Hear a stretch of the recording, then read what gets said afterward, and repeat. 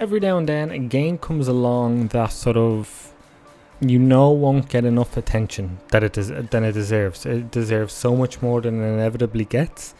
And for me right now, that's a game called Desync, and that's done by publisher Adult Swim Games, who have just been getting better and better at picking developers and games to publish, and they all have a very unique style to them that are pretty much unmatched, and Desync is another one of them. And I think the soundtrack alone is worth sort of pausing this video or switching it off, I don't mind, and just looking up the Desync soundtrack or the music and the visual style, and just enjoy sort of the oral visual sort of masterpiece that it actually is. And I mean, that's kind of the two best parts of the game, is the visuals and the music. It's a really fast-paced arcade style shooter that's balls hard, and it's meant to be. It's meant to be an unbelievably tough challenge, and I can respect that, and I can enjoy it for the most part.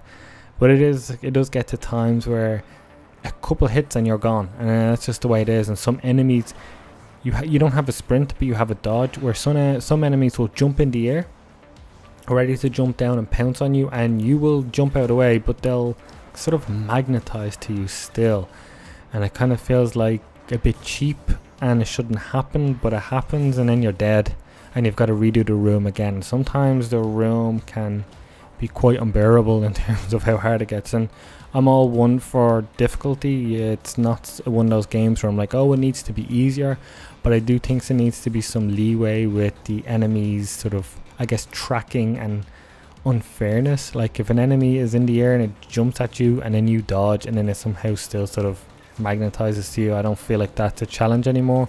It's just unfair design. I think that's pretty much the only major downside I have with it. It's not that it's too hard, it's just unfair.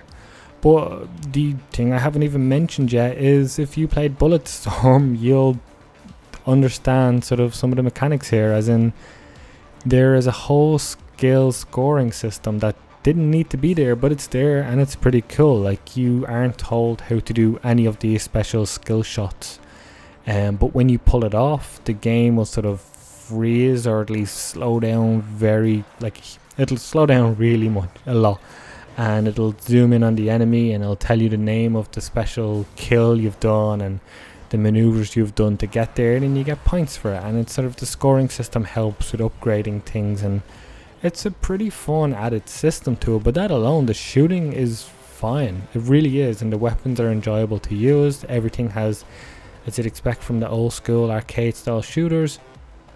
It's got 2 modes of firing, and that mixed with the visuals and the music, which I am not going to keep going on about because I hope you can see it from this. I don't know if you can hear the music, because I'm awful at mixing voiceover and game. Anyway, yeah, if this is something you like the look of, you should really listen to the music as well, especially if you like the 80s synthy action movie style music.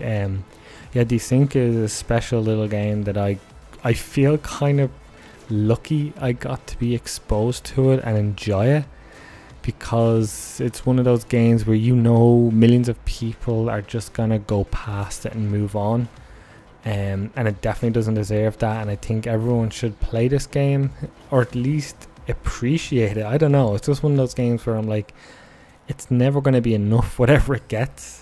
But either way, Desync is a special little game, and I will remember for a long time.